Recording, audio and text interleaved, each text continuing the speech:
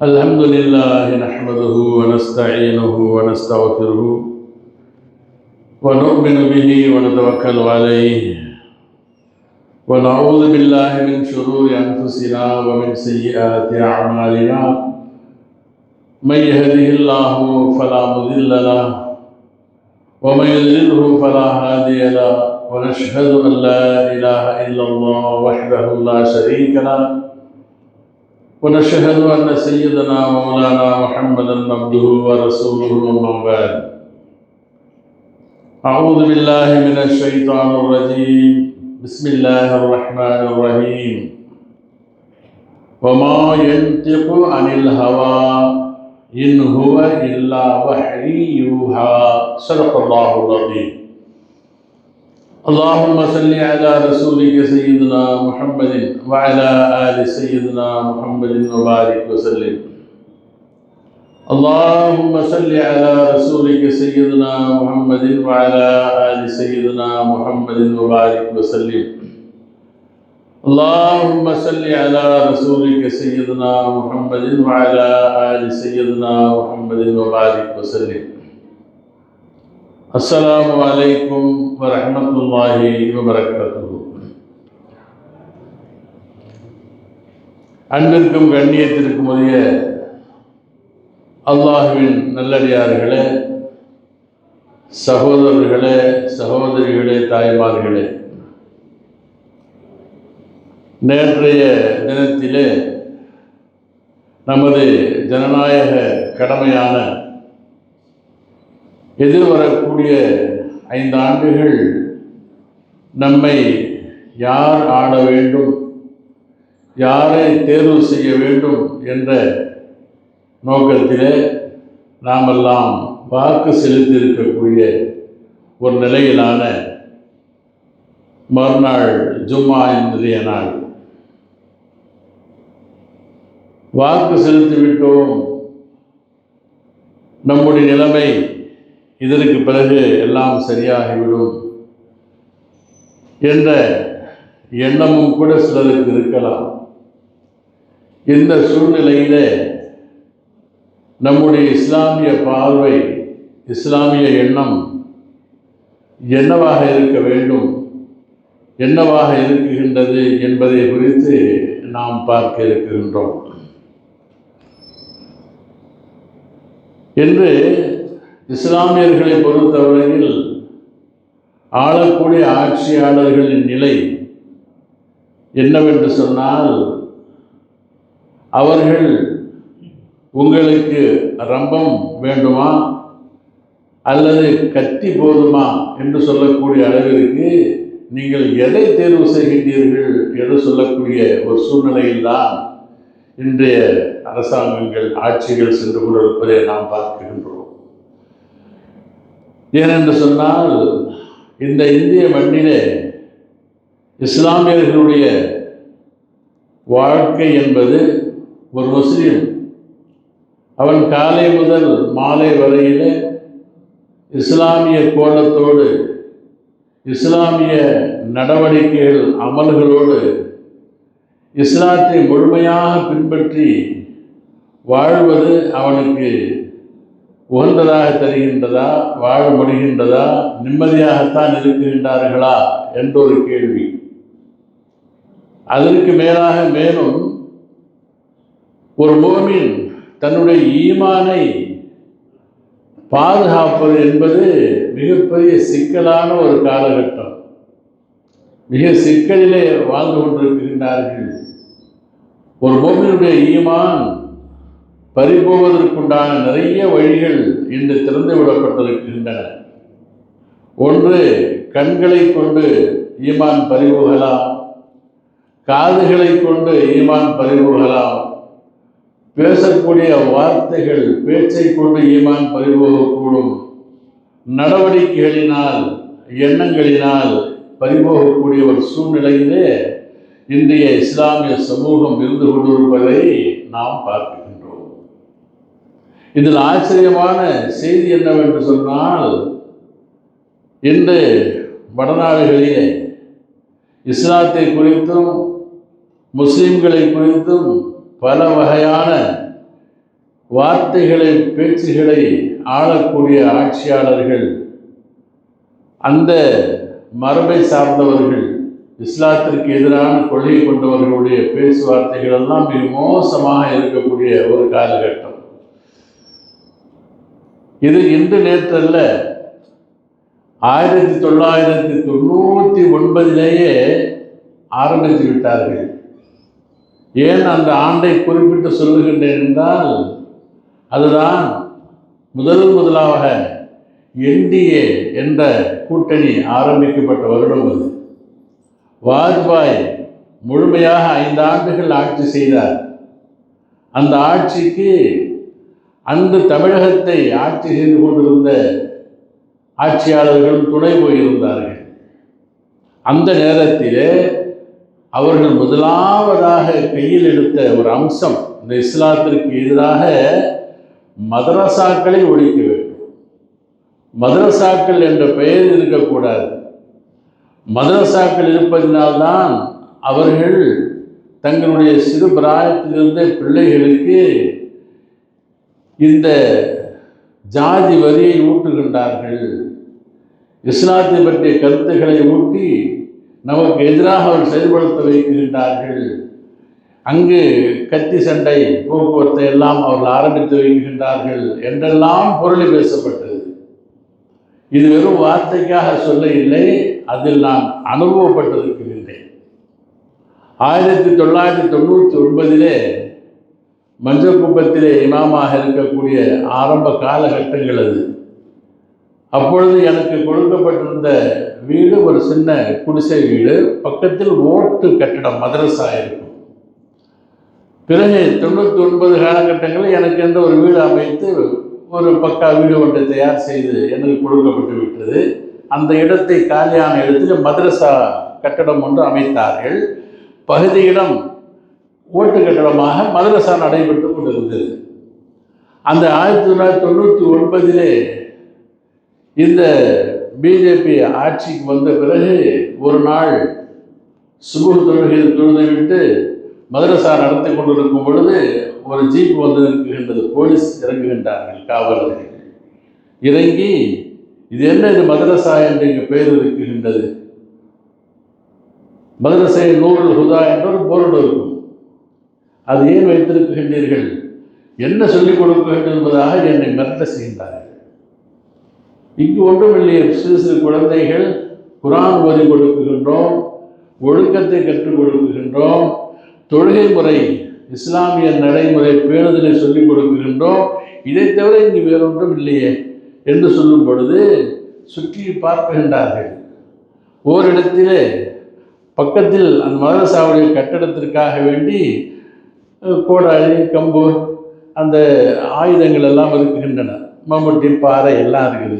இதென்ன ஆயுதங்கள் எல்லாம் வைத்திருக்கின்றீர்களே என்பதாக கேட்டார்கள். இது கட்டட வேலைக்கான பொருட்கள், அவர்கள் வேலைக்கு வரும் பொழுது எடுத்து வேலை செய்வார்கள், மற்றபடி இங்கே ஒன்றும் கற்றுக் கொடுக்கவில்லை என்று சொன்ன பொழுது அவர்கள் சொல்லிவிட்டு சென்றது, இந்த மதரசா என்ற பெயர் இருக்கக்கூடாது, இந்த போர்டை அகற்ற வேண்டும் என்பதாக அன்றே சொன்ன செய்தி. அது இன்றும் நடைமுறையிலே வடநாடுகளிலே இருந்து கொண்டிருப்பதை பார்க்கின்றோம். வலைத்தளங்களிலே வரக்கூடிய சில செய்திகள். 19 டிசம்பர் 2023 ஒரே நாளிலே அஸ்ஸாமை ஆளக்கூடிய பாஜக அரசு 1281 மதரசாக்களை அது கல்விச்சாலையாக, ஆங்கில வழி கல்வியாக மாற்றி இருக்கின்றார்கள். அடுத்து இப்பொழுது புதுசாக வந்த செய்தி, உத்தரகாண்ட் முதல்வர் புஷ்கர் சிங் தாமி என்று சொல்லுபவர் இந்த ஜூலை மாதம் 1ஆம் தேதியில இருந்து மதரசாக்களை தடை செய்து பொதுவான பாடத்திட்டத்தை அங்கெல்லாம் கொண்டு வர வேண்டும் என்பதாக அவர் அறிவித்துக் கொண்டிருக்கின்றார். இப்படி இஸ்லாத்திற்கு எதிரான வார்த்தைகள், முஸ்லீம்களை முஸ்லீம்களாக வாழவிடக்கூடாது, அவர்களுடைய கொள்கைகளை அவருடைய இளவலர்களுக்கு சொல்லிக் கொடுக்கக்கூடாது என்பதற்காக வேண்டி பெரும் சூழ்ச்சிகளெல்லாம் நடைபெற்று கொடுக்கக்கூடிய காலகட்டத்தில் தான் நாம் தேர்தலில் வாக்களித்திருக்கின்றோம். அதே நேரத்திலே ஒரு ஆச்சரியமான செய்தி என்னவென்று சொன்னால்,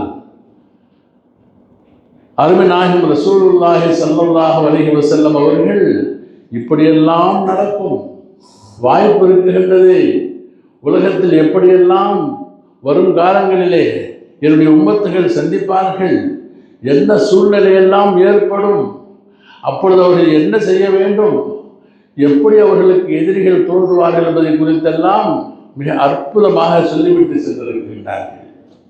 அப்போ பெருமானார் ஸல்லல்லாஹு அலைஹி வஸல்லம் அவர்கள் எதை சொன்னார்களோ அது எந்த வகையிலும் பொய்யாகுவதில்லை, 100க்கு 100 நடந்தே தீரும். ஏனென்று சொன்னால் பெருமானார் ஸல்லல்லாஹு அலைஹி வஸல்லம் அவர்கள் எதை பேசினாலும் அவர்கள் சொந்த விருப்பத்தின் பிரகாரம் பேசுவதில்லை. அல்லாஹ் சர்டிஃபிகேட் கொடுக்குறான், வமா யன்திகு அனில் ஹவா. முஹம்மது நபி ஸல்லல்லாஹு அலைஹி வஸல்லம் அவருடைய தூதர் அவர்கள் எதை பேசினாலும் தன் சொந்த எண்ணத்தில் சொந்த அபிப்பிராயத்தில் பேசுவதில்லை. யார் சொல்றார்? அல்லாஹ் சொல்றான், வமா யன்திகு அனில் ஹவா. அவருடைய எண்ண பிரகாரம் சொந்தமாக பேசவில்லை. இல்லா வஹ்யின் யூஹா. அவர்கள் எதையெல்லாம் சொன்னார்களோ பேசினார்களோ அவை அனைத்தும் வஹியை தவிர வேறொன்றும் இல்லை என்பதாக அல்லாஹ் சொல்றான். அப்போ அப்பேற்பட்ட பெருமானார் ஸல்லல்லாஹு அலைஹி வஸல்லம் அவர்கள் வருங்காலங்களை குறித்து சொன்ன செய்திகள் இந்த ஹதீஸ் கிதாபுகளிலே ஏராளமாக பார்க்க முடியும். அப்போ பெருமானார் ஸல்லல்லாஹு அலைஹி வஸல்லம் அவர்கள் சொன்ன ஒரு ஹதீஸை ஹுதைஃபா ரலியல்லாஹு தஆலா அன்ஹு அறிவிக்கின்றார்கள். அவர்கள் கூறுகின்றார்கள், இந்த எனக்கு பிறகு காலங்கள் இருக்குகின்றனவே, அல் ஐயாமு அலா ஹம்சத்தின், காலங்கள் 5 காலங்கள் கியாமத் வரைக்கும் 5 பிரிவாக இருக்கும். காலங்கள் என்பது 5 வகையாக பிரிக்கப்படும். 5 வகையான காலங்கள். 1வது காலம் அது பெருமானார் ஸல்லல்லாஹு அலைஹி வஸல்லம் அவர்கள் வாழ்ந்த ஐயாமுன் நுபுவா, நுபுவத்துடைய காலம். பெருமானார் ஸல்லல்லாஹு அலைஹி வஸல்லம் அவர்கள் இந்த பூமியிலே வாழ்ந்தார்கள் அல்லவா, அது ஒரு பொற்காலம். அதற்கு நிகரான காலம் ஒன்று இல்லை. உலகம் படைக்கப்பட்ட நாள் முதல் அழியும் நாள் வரையிலே ஒரு பொற்காலம் ஒன்று இந்த உலகத்தில் நிகழ்ந்தது என்று சொன்னால் அது பெருமானார் ஸல்லல்லாஹு அலைஹி வஸல்லம் அவர்கள் வாழ்ந்த காலம். அந்த பொற்காலம் என்பது நிறைவுற்றது எப்பொழுது?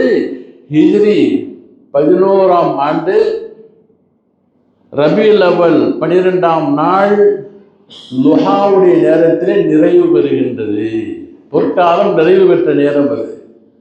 அன்றுதான் நாயகம் பெருமானார் ஸல்லல்லாஹு அலைஹி வஸல்லம் அவர்கள் வஃபாத்தாகுகின்றார்கள். ஏனென்றால் அதுவரையில் ஜிப்ரைல் அலைஹிஸ்ஸலாத்து வஸ்ஸலாம் அவர்களுடைய போக்குவரத்து பூமிக்கும் வானத்திற்கும் இருந்து வந்தது. அதுவரையில் குர்ஆன் இறங்கி கொண்டிருந்தது. அந்த ஹிஜ்ரி 11 அந்த ரபியுல் அவ்வல் 12ஆம் நாள் அந்த லுஹாவுடைய நேரத்தோடு அந்த பொற்காலம் நிறைவு பெற்றது. எனவே சொன்னார்கள் ஸல்லல்லாஹு அலைஹி வஸல்லம் அவர்கள், நான் வாழும் காலம் பொற்காலம், ഖൈറുல் குரூனி கர்னி, காலங்களில் சிறந்தது நான் வாழும் காலம் என்றார்கள் நாயகம் பெருமானார் ஸல்லல்லாஹு அலைஹி வஸல்லம் அவர்கள். இது ஒரு பகுதி. 2வதாக ஐயாமுல் ஹுலஃபா, ஹுலஃபாவுர் ராஷிதீன்களுடைய காலம். இதை சொன்னார்கள் அல் ஹிலாஃபத்து பஅதி 30 சனத்தன், எனக்கு பிறகு ஹலீஃபாக்களுடைய ஆட்சி காலம் என்பது 30 ஆண்டுகள் இந்த பூமியில் இருக்கும் என்றார்கள். ஹலீஃபாக்களுடைய காலம் 30 வருஷம். அது சையது அபூபக்கர் சித்தீக் ரலியல்லாஹு தஆலா அவர்கள் 2 ஆண்டுகளும் 3 மாதங்களும் அவருடைய கிலாஃபத் ஆட்சி. அதற்கு பிறகு உமர் ரலியல்லாஹு தஆலா அவர்கள் ஏறக்குறைய 12 ஆண்டுகள், 11 பிளஸ் நெருக்கமான காலம், 12 ஆண்டுகள். அதே போன்று ஹஜ்ரத் 11 ஆண்டுகள். ஹஜ்ரத் உஸ்மான் ரலியல்லாஹு தஆலா ஆட்சி காலம் 12 ஆண்டுகள். அதன் பிறகு ஹஜ்ரத் அலி ரலியல்லாஹு தஆலா ஆட்சி காலம் சரியாக 5 ஆண்டுகள். ஆக 30 ஆண்டுகள் எனக்கு பிறகு என்னுடைய கலீஃபாக்கள் ஆட்சி புரிவார்கள் என்பதாக பெருமானார் ஸல்லல்லாஹு அலைஹி வஸல்லம் சொன்னார்கள். அதே போன்று உலகத்தில் நடந்தது. அதற்கு பிறகு 3ஆவதான ஒரு காலம் வரும். ஐயாமுல் முலூக், அரசர்கள், இஸ்லாமிய அரசர்களுடைய காலம் என்பதாக சொன்னார்கள். ஹிஜ்ரி 41 இருந்து ஹிஜ்ரி 61 வரையிலே, அதாவது ஹஜ்ரத் ஹுசைன் ரலியல்லாஹு தஆலா அவர்கள் ஷஹீதாக்கப்பட்ட அந்த ஆண்டு வரையிலே அந்த முழுக்குடைய காலம் இருந்தது. அதற்கு பிறகு இந்த ஆட்சிகள் பிரிந்து போய் அங்குமிங்குமாக பல ஆட்சிகளாக மாற செய்தனர். இதை சொல்லிவிட்டு பெருமானார் ஸல்லல்லாஹு அலைஹி வஸல்லம் சொன்னார்கள், 4ஆவதாக ஒரு காலம் வரும். அந்த காலம்தான் ஐயாமுல் ஃபிதன், ஃபித்னாவுடைய காலம். இஸ்லாத்திற்கு சவாலான காலம், குழப்பமான காலம் ஒன்று வரும். அந்த காலத்திலே இஸ்லாமியர்கள் மிக மிக கவனத்தோடு அவர் இருந்து கொள்ள வேண்டும் என்பதாக சொன்னார்கள். அந்த இஸ்லாமியர்கள் வாழக்கூடிய அந்த பயங்கரமான சோதனையான ஃபித்னாவான காலத்திலே ஒரு முஃமின் தன்னுடைய ஈமான் பிரகாரம் நடக்க வேண்டும், நான் ஒரு முழுமையான முஸ்லீமாக வாழ வேண்டும் என்று சொன்னால் எவ்வளவு சிரமம் என்று சொன்னார். எப்படி ஒரு சிரமம்! உதாரணம் சொன்னார்கள், அல் காபிது அலா தீனிஹி, ஒரு முஸ்லிம் இஸ்லாத்தை முழுமையாக பின்பற்றி அந்த காலத்தில் வாழ நினைப்பாரையானால் அவருடைய நிலை என்னவாக இருக்கும் தெரியுமா? கல் காபிது அலல் ஜம்ரா, நெருப்பு கங்கை கையிலே ஏந்தியதை போன்றிருக்கும் என்றார்கள். எந்த காலம் அது? நாம் வாழ்ந்து கொண்டிருக்கக்கூடிய காலம்.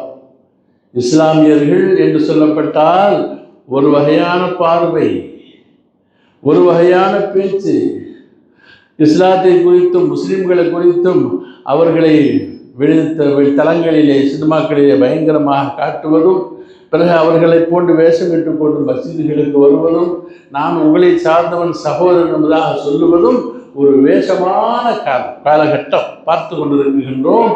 இப்படிப்பட்ட காலம் இங்கே கொஞ்சம் பரவாயில்லை என்றால் சொன்னாலும் கூட வடநாடுகளிலே மிக மோசமான சூழ்நிலை. மதரசாக்களிலே கை வைக்கப்படுகின்றது, மஸ்ஜிதுகளிலே கை வைக்கப்படுகின்றது, பாங்கோசை வெளியில் வரக்கூடாது என்பதாக சட்டமிடப்படுகின்றது. எங்கள் தலைவர் வருகின்றார், எங்களுடைய ஊர்வலம் வருகின்றது, மஸ்ஜிதுகளை எல்லாம் திரை கட்டி மூடுங்கள் என்று சொல்லக்கூடிய அளவிற்கு இன்றைய காலகட்டம் சென்று கொண்டிருக்கின்றது. இப்போ பெருமானார் ஸல்லல்லாஹு சொன்ன அந்த சோதனையான காலத்தில் நாம் இருக்கின்றோம். இது மட்டுமா? உலகமெங்கிலும் இஸ்லாமியர்களுக்கு, இந்தியா மண்ணிலே மட்டுமல்ல, உலகத்தில் பூராவிலும் இஸ்லாமியர்களுக்கு ஒரு சோதனையான சொன்னார்கள். நாயகம் பெருமானார் ஸல்லல்லாஹு அலைஹி வஸல்லம் அவர்கள் சௌபான் ரலியல்லாஹு தஆலா அறிவிக்கக்கூடிய ஒரு ஹதீஸ் இது. யூஷகுல் உமம அன் ததா அலைக்கும் கமா ததால் ஆக்கிலத்து, என்னுடைய உம்மத் அவர்களுக்கு ஒரு காலம் வரும், அந்த காலத்திலே என்னுடைய உம்மத்தை அழிப்பதற்காக, இந்த இஸ்லாத்தை ஒழிப்பதற்காக, இஸ்லாமிய சட்டங்களை முடக்குவதற்காக வேண்டி என்று மக்கள் ஒன்று கூடுவார்கள். எப்படி ஒன்று கூடுவாங்க? ஆளெல்லாம் சேர்ப்பாங்க, கூட்டுவாங்க. ரசூலுல்லாஹ் சொல்லிட்டு போயிட்டாங்க, பொய்யெல்லாம் இல்லை, நபிகளாருடைய வார்த்தை பொய்யாக போவதும் இல்லை. இஸ்லாத்திற்கு எதிராக ஒன்று சேர்க்கப்படும், அழைப்பார்கள் மக்களை, இங்கு வாருங்கள், அவர்களுக்கு எதிராக இங்கு வாருங்கள் என்பதாக. எப்படி அழைப்பாங்க தெரியுமா? எப்படி உணவு சமைத்து வைத்து கொண்டு, உயர்தரமான பிரியாணியோ போக்குவரத்தோ சமைத்து வைத்து கொண்டு பசியாக இருக்கக்கூடிய மக்களை சாப்பிட வாருங்கள் என்று சொல்லி அழைத்தால் எப்படி மக்கள் ஓடி சென்று ஒன்று சேர்வார்களோ, எப்படி ஒன்று கூடுவார்களோ, அதுபோன்று இஸ்லாத்திற்கும் முஸ்லிம்களுக்கும் எதிராக மக்கள் ஒன்று கூட்டப்படக்கூடிய காலத்தை நான் அஞ்சுகின்றேன் என்பதாக சொன்னார். சஹாபாக்களுக்கு ரொம்ப மனசு கஷ்டமாக இருந்துச்சு. இப்படியெல்லாம் சிரமப்பட்டு ஜிஹாது செஞ்சு ஊரெல்லாம் விட்டு வந்து இஸ்லாத்தை வளர்த்து இப்படி ஒரு காலம் வருமா, நம்ம அழிப்பதற்காக இப்படியெல்லாம் ஒன்றும் கூடுவாங்களா யார் ரசூலல்லாஹ் என்று கேட்டு ஒரு சஹாபி கேட்டே விட்டார்கள். யார் ரசூலல்லாஹ்? ஃபகால காயிலுன் வமின் கில்லத்தி நஹ்வு யௌமைதின், அன்றைக்கி என்ன நம்ம முஸ்லீம்கள் ரொம்ப கம்மியாக இருப்போமோ, எண்ணிக்கையில் ரொம்ப குறைவாக இருப்போமோ, இப்போ எண்ணிக்கையில் கம்மியாக இருக்கிறதுனால நம்மளையெல்லாம் அழிப்பதற்கு அவர் ஒன்று கூடுவார்களோ என்று கேட்ட பொழுது ஸல்லல்லாஹு சொன்னார்கள், லா பல் அன்தும் யௌமைதின் கஸீர். அந்த காலகட்டத்தில் இஸ்லாமியர்கள் தான் அதிகமாக இருப்பார்கள். இஸ்லாமியர்கள் நிறைய இருப்பாங்க, எண்ணிக்கையில் அதிகம், இஸ்லாமிய நாடுகள் அதிகம், இஸ்லாத்தினுடைய செல்வ செழிப்பு இஸ்லாமிய நாடுகள் கையிலே எல்லாம் இருக்கும். எல்லாம் இருந்தாலும் கூட இஸ்லாத்தையும் முஸ்லீம்களையும் அழிப்பதற்காக, நசுக்குவதற்காக, இல்லாமலாக்குவதற்காக நாடுகள் ஒன்று கூடும், மக்கள் ஒன்று சேர்க்கப்படுவார்கள் பார்க்கின்றோம். இந்த அரபுலகம் சந்திக்கக்கூடிய சூழ்ச்சி காலங்களை நாம் பார்க்கும் பொழுது நபிகளார் அவர்கள் சொன்ன அந்த செய்தி நமக்கு ஞாபகத்திற்கு வருகின்றது. அப்போ இஸ்லாமிய நாடுகளிலே இல்லாத வளமா, அவர்களிடம் இல்லாத காசு பணங்களா, கட்டடங்களை எடுத்துக்கொண்டால் அவர்களுக்குள் போட்டி போட்டு இதை விட அங்கே இருக்கக்கூடிய புருஜ கலீஃபாவை விட நாங்கள் அங்கே கட்டுகின்றோம் பாருங்கள், இங்கு பாருங்கள், இந்த வளத்தை பாருங்கள், கொட்டி கொடுக்கின்றோம், கொட்டி கிடக்குகின்றது என்று சொல்லக்கூடிய இன்றைய அரபு நாடுகள் அஞ்சு நடுங்குகின்றார்கள் காத்திர்களுக்கு முன்னால். இதைத்தான் சொன்னார்கள் ஸல்லல்லாஹு. நிறையா இருப்பீங்க, காசு பணமும் நிறையா இருக்கும், நாடும் நிறையா இருக்கும், எண்ணிக்கையே நிறையா தான் இருப்பீங்க, என்றாலும் உங்களுக்கு எதிராக கங்கணம் கட்டப்படும், எதிராக கூட்டுவார்கள் சொல்லிட்டு சொன்னாங்க. இதெல்லாம் ஏன் இப்படி நடக்கணும்? அப்போ ஸல்லல்லாஹு அலைஹி கூட காரணம் என்னன்னு கேட்டாக்கா, கால பல் அன்தும் யௌமைதின் கசீர் வலாக்கின்னக்கும் உசான் க உசாயின் சைலி. அன்றைய காலகட்டத்தில் இஸ்லாத்தை பற்றிய, முஸ்லீம்களை பற்றிய அச்சப்பாடுகள் அவருடைய கல்வை விட்டு நல்லா எடுத்துடுவோம். முஸ்லீம்னு சொன்னால் அச்சப்பட்ட காலம் ஒன்று இருந்தது. முஸ்லீம்கள்னு சொன்னால் அப்படி நேர்மையானவர்கள், நல்லவர்கள் என்றெல்லாம் சொல்லிக் கொண்டிருந்த ஒரு காலம். ஆனால் முஸ்லீம்களை பற்றிய அந்த பயம், அச்சம் எடுபட்டு போய் முஸ்லீம்கள் என்று சொன்னால் ஓடும் புதிய தண்ணீர் நதியிலே நுரைகள் எப்படி அடித்து கொண்டு போகுமோ அது போன்று மிக மட்டமாக கருதப்படக்கூடிய காலம் வரும் அப்படின்னு சொன்னாங்க. அப்போது பெருமானார் ஸல்லல்லாஹு கேட்குறாங்க, யார் ரசூலுல்லாஹ், இதற்கெல்லாம் என்ன காரணம்? ஏன் அப்படியெல்லாம் ஆயிடுறோம்? எண்ணிக்கையில் அதிகமாக இருக்கிறோம், செல்வ செழிப்பு இருக்குது, இப்படியெல்லாம் இருக்கிறதுக்கு என்ன காரணம்? முஸ்லீம்கள் மேல் மரியாதை கெட்டு போய் முஸ்லீம்களை எல்லாரும் எதிர்க்கக்கூடிய காரணம் என்னன்னு கேட்டால் அவர் ஸல்லல்லாஹு சொன்னாங்க, கால அந்த நேரத்திலே இஸ்லாமியுடைய கல்புகளிலே வல் யக்திஃபன்னல்லாஹு ஃபீ குலூபிஹிமுல் வஹன், இஸ்லாமியுடைய கல்புகளிலே வஹன் போடப்பட்டிருக்கும். வஹன் ஒரு புதிய வார்த்தை. சஹாபாக்கள் கேட்டாங்க, அது என்ன வஹன்னு சொல்றீங்க? முஸ்லீம்களுடைய கல்புகளுக்கெல்லாம் வஹன் வந்துன்னு சொல்றீங்களா, அது என்னன்னு சொல்லும் பொழுது, வஹன் என்று சொன்னால் கால ஹுப்பு துன்யா வ கராஹியத்துல் மௌதி. முதலாவது உலகாசை. யார் எப்படி போனால் எனக்கு என்ன, நான் இந்த உலகத்தில் நிம்மதியாக சந்தோஷமாக நான் வாழ வேண்டும், என்னுடைய ஈமான் பறிப்போனால் என்ன, நான் எப்படி போனால் என்ன, என்னவானால் என்ன, நான் நிம்மதியாக இருந்தால் போதும், இந்த உலகம் எனக்கு சிறப்பாக இருக்க வேண்டும் என்று ஆகிரத்தை மறந்து, கபரை மறந்து, மௌத்தை மறந்து இந்த உலகாசையிலேயே மூழ்கி கிடப்பது தான் முதல் காரணம்.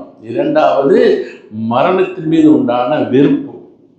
இந்த இரண்டும் வந்துவிடும் பொழுது உங்களுடைய அச்சத்தை காஃபிர்களுடைய கல்புகளில் அல்லாஹ் எடுத்து விடுவான். உங்களுக்கு எதிராக கூட்டம் கூட்டப்படுவதை நான் அஞ்சுகின்றேன் என்பதாக பெருமானார் ஸல்லல்லாஹு அலைஹி வஸல்லம் சொன்ன ஹதீஸ்களை பார்க்கின்றோம். அதே மாதிரி கிதாபுகளில் புகாரியில் கிதாபுல் ஃபித்தன்னு ஒரு பாகம் இருக்குது. ஃபித்னாக்களுடைய பகுதி என்பதாக, ஃபித்னாக்களுடைய பகுதி. பெருமானார் ஸல்லல்லாஹு அலைஹி வஸல்லம் அவர்கள் தங்களுடைய அந்திய காலத்திலே ஒரு நாள் மக்களுக்கு பிரசங்கம் செய்ய எழுகின்றார்கள். சுபுஹ் தொழுகையை முடிச்சுட்டு, சுபுஹ் தொழுகையை முடித்து மிம்பரில் ஏறி வரக்கூடிய காலங்களிலே முஸ்லீம்கள் சந்திக்க இருக்கக்கூடிய இன்னல்கள் என்ன, கஷ்டங்கள் என்ன என்பதனையெல்லாம் அவர்கள் சொல்லி கொண்டிருந்தார்கள், சொல்ல செய்தார்கள். லுஹர் நேரம் வந்து விட்டது, பாங்கு சொல்லப்பட்டது, லுஹர் தொழுதார்கள், பிறகும் மிம்பரிலே ஏறினார்கள், அசர் வரையில் பேசினார்கள், அசர் தொழுகையும் முடிந்தது, மகரிப் வரையிலும் பேசினார்கள் என்பதாக ஹதீஸ் வருது. அதில் பேசப்பட்ட எல்லா விஷயங்களுமே இஸ்லாமியர்களே நீங்கள் கவனமாக இருங்கள், உலகாசையை விடுங்கள், உங்களுடைய சொல் செயல் அனைத்தும் அல்லாஹ்வுக்காக இருக்கட்டும் என்பதாக சொல்லி பெருமானார் ஸல்லல்லாஹு அலைஹி வஸல்லம் அவர்கள் மக்களுக்கு உபதேசித்த ஹதீஸ்கள் நிறைய நீளமாக நிறைய பேசிக்கொண்டே இருக்கிறார். ஆக ஃபித்னாவுடைய காலம் மிக நீளமான காலம். அப்படிப்பட்ட அந்த ஃபித்னாவுடைய காலத்தில் தான் நாம் இப்பொழுது இருந்து கொண்டிருக்கின்றோம். நம்மை நோக்கி நிறைய ஃபித்னாக்களும் பசாதுகளும் அவிழ்த்து விடப்பட்டிருக்கக்கூடிய ஒரு காலகட்டம் இது. இதற்காகத்தான் நாம் நம்முடைய எந்த எதிர்ப்புகள் வந்தாலும் கூட அல்லாஹ்வை ரசூலை திருப்திப்படுவதிலிருந்து நாம் நம்மை கொஞ்சமும் விலக்கிக்கூடாது. வேறு யாரும் எந்த கட்சியும் எந்த அரசும் நமக்கு உதவ மாட்டார்கள். அப்போது மாலிகுல் முல்க் தூத்தில் முல்க மன்தஷா வதன்சிவல் முல்க மன்தஷா, ஆட்சி அதிகாரங்களுக்கெல்லாம் சிறந்த ஆட்சி அதிகாரம் எல்லாம் வல்ல அல்லாஹ் தான். அவன் நாடியவர்களுக்கு தான் ஆட்சியை கொடுக்கின்றான். அப்போ எதுவரையில் ஒரு முஃமின் அல்லாஹ் ரசூலுக்கு கட்டுப்பட்டவனாக வாழ்வானோ அதுவரையில் ஆட்சியாளர்கள் நமக்கு உதவியாளர்களாக இருப்பார்கள். அல்லாஹ் ரசூலுக்கு மாற்றம் செய்யும் பொழுது இந்த சமுதாயத்தின் மீது அவர்களை கொண்டு அல்லாஹ் தஆலா முகம் திருப்பி அவர்களை கொண்டு அல்லாஹ் அடிக்க செய்வான் என்பது ஹதீஸுடைய கருத்தாக இருக்கின்றது. எனவே எந்த ஆட்சியும் யாராலும் இஸ்லாத்துக்கு ஒரு இடரையும் தர முடியாது, நன்மையும் செய்துவிட முடியாது. எல்லாம் அல்லாஹ் தஆலா அவனால் தான் முடியும், அவன் தான் செய்து கொண்டிருக்கின்றான் என்ற எண்ணம் நம்மிடத்தில் வர வேண்டும். அதற்காக வேண்டிதான் மதரசாக்கள், அதற்காக வேண்டிதான் மஸ்ஜித்கள், அதற்காக வேண்டிதான் நல்ல அமல்களை மக்களுக்கு மத்தியில் பரப்புதல் என்பது இன்றைய காலகட்டத்தில் மிக அவசியமான ஒன்று. இந்த நபிகளாருடைய ஹதீஸுடைய வரிசையில் எப்படியும் வருகின்றது. ஒரு காலம் வரும், அந்த காலத்தில் யுஸ்பிஹுர் ரஜுல் முஃமினன் வ யம்சி காஃபிரன், காலையில் சுபுகில் அவன் எழும் பொழுது முஸ்லீமாக எழுவான், மாலையில் படுக்க செல்லும் பொழுது காஃபிராக படுக்கைக்கு செல்லுவான்.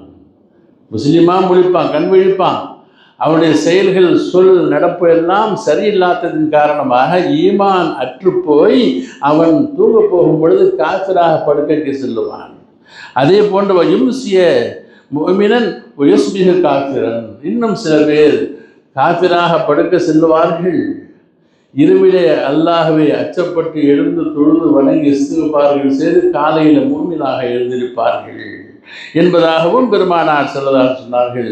யபீஉ தீனஹு பிஅர்லி மினத் துன்யா, ஏன் அவர்கள் காலையில் சுபுகில முஸ்லீமாக எழுந்து மாலையில் காஃபிராக மறிக்கிறார்கள் என்று சொன்னால், இந்த இஸ்லாமிய மார்க்கத்தை இந்த அற்ப உலகத்திற்காக வேண்டி விட்டு விடுவார்கள், உலக ஆதாயத்திற்காக வேண்டி மார்க்கத்தை விற்பார்கள், மார்க்கத்தை லேசு கண்டு விடுவார்கள். இதனுடைய செயல்பாடுகளுக்கு பதிலாக உலகை சம்பாதிக்கக்கூடிய செயல்பாடுகளிலே முக்கியத்துவம் கொடுத்து விடுவார்கள் என்பதாக பெருமானார் ஸல்லல்லாஹு அலைஹி வஸல்லம் சொன்ன ஹதீஸ்களை பார்க்கின்றோம். இது 4வது காலம். 5வதாக ஒரு காலம், இறுதி காலம் வரும். பெருமானார்கள் சொன்ன செய்தி, அது ஹுதைஃபா அவர்கள் அறிவித்த செய்தி. 5வது காலம் ஒன்று வரும், ஐயாமுல் அவுதியல் ஹிலாஃபத்தி அலா மின்ஹாஜு நபி ஸல்லல்லாஹு அலைஹி வஸல்லம். நபி பெருமானார் ஸல்லல்லாஹு அலைஹி வஸல்லம் அவர்கள் எப்படி வாழ்ந்தார்களோ, அவருடைய வாழ்வு காலத்தில் எப்படி வழிகாட்டப்பட்டதோ அந்த வழிகாட்டுதலோடு நடக்கக்கூடிய ஒரு காலம் ஒன்று இருக்கின்றது. அப்போ உலகம் அழியக்கூடிய கடைசி காலம் இது. அதற்கிடையில் மஹதி அலைஹிஸ்ஸலாம் அவர்கள் பிறப்பது என்பது ஒன்று இருக்கின்றது. அதற்கு பிறகு தஜ்ஜாலுடைய வருகை, அந்த தஜ்ஜாலுடைய வருகையின் பொழுது இந்த உலகம் மிகப்பெரிய கபலீகரத்தை சந்திக்கும். 40 நாள் தான் உலகத்தில் வாழ்வோம். தஜ்ஜாலுடைய வருகை வாழ்வு காலம் 40 நாள்கள். அதிலே பெருமானார் ஸல்லல்லாஹு சொன்னாங்க, அந்த கான யௌமுல் அவ்வலி மின்ஹா யுஆதிலு சனத்தன், அவனுடைய வருகைக்கு பிறகு முதல் ஒரு நாள் என்பது 40 ஆண்டுகளுக்கு சமமான நாளாக இருக்கும். ஒரு நாள் என்பது 40 ஆண்டுகளுக்கு சமமானதாக இருக்கும். வசானிய கஷஹரின், இரண்டாவது நாள் என்பது ஒரு மாதத்திற்கு நிகரானதாக. முதல்ல சொன்னது கான யௌமுல் அவ்வல் மின்ஹா யுஆதிலு சனத்தன், முதல் நாள் ஒரு ஆண்டிற்கு சமமானதாக இருக்கும்.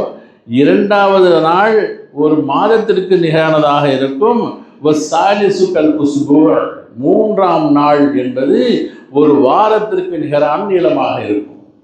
அதற்கு பிறகு வரக்கூடிய 37 நாட்களும் இப்பொழுது உண்டான சாதாரண நாட்களை கொண்டிருக்கும்.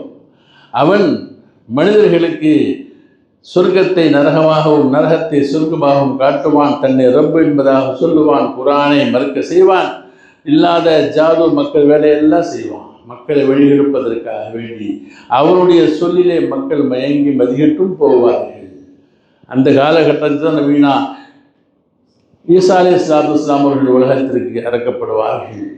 அவர்கள் வந்து செய்யக்கூடிய சில வேலைகள், ஒன்றாவது அந்த தஜ்ஜாலை கொல்லுவது, இரண்டாவது சிலுவையை உடைத்தெறிவது, மூன்றாவது பன்றிகளை ஒழிப்பது. இதன் பிறகு அவர்களுடைய வாழ்வு காலம் 40 ஆண்டுகள். அந்த 40 ஆண்டுகள் இஸ்லாத்துடைய முறைகள், பெருமானார் ஸல்லல்லாஹு அலைஹி வஸல்லம் அவர்கள் எப்படி வாழ்ந்தார்களோ அந்த சஹாபாக்கள் காலத்திலே இந்த உலகம் எப்படி இருந்ததோ அது போன்ற நேர்மையான ஆட்சி, நேர்மையான நடைமுறைகள் நடப்பில் இருக்கும். 40 ஆண்டுகள் வாழ்ந்துவிட்டு வஃபாத்தாகுவார்கள். இஸ்லாமிய சமுதாயம் அவர்களுக்கு ஜமாஅத் தொழுகையும் நடத்தும். ஹதீஸ் வரக்கூடிய செய்தி. அவர்கள் மதீனாவில் நல்லடக்கம் செய்யப்படுவார்கள். இப்படி நான் 5 காரியங்களை 5 காலங்களை பெருமானார் ஸல்லல்லாஹு சொன்ன அந்த 5 காலங்களிலே இப்பொழுது 4வது காலத்திற்கு நாம் வந்திருக்கின்றோம். ஃபித்னாவுடைய காலம்.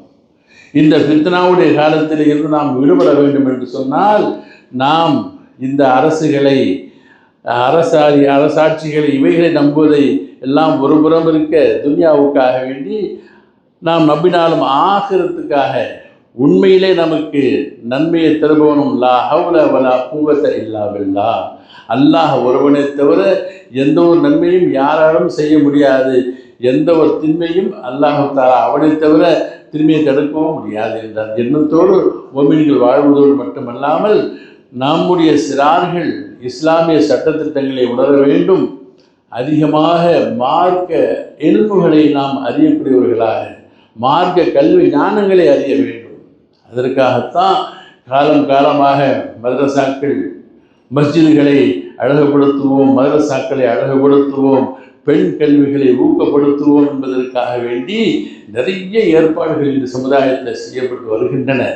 அந்த முன்னெடுப்புகளை சரியாக எடுக்கப்படும் பொழுது இன்ஷா அல்லாஹ் நாம் பெருமானார் ஸல்லல்லாஹு அலைஹி வஸல்லம் அவர்கள் சொன்ன அந்த முசீபத்துகளிலே இருந்து அவர்கள் நம்மை விலக்கிக் கொள்ள, ஃபித்னாக்களில் இருந்து நம்ம விலகிக் கொள்வதற்கு என்ன வழிமுறைகளை எல்லாம் சொல்லிக் கொடுத்தார்களோ அதுக்கு தக்க செயல்பட்டவர்களாக இருப்போம். நாம் அல்லாஹ்வுடைய பாதுகாப்பில் உள்ளவர்களாக இருப்போம். அப்பேற்பட்ட நல்ல பாதுகாப்புகளையும் மார்க்க உணர்வுகளையும் அறிந்து நடக்கக்கூடிய பிள்ளைகளாக நம்முடைய பிள்ளைகள் வளருவதற்காக வேண்டி எல்லாம் வல்ல அல்லாஹ் ஜல்ல ஷானஹு வ தஆலா துணை செய்வானாக, அருள் புரிவானாக. ஆமீன் யா ரப்பல் ஆலமீன்.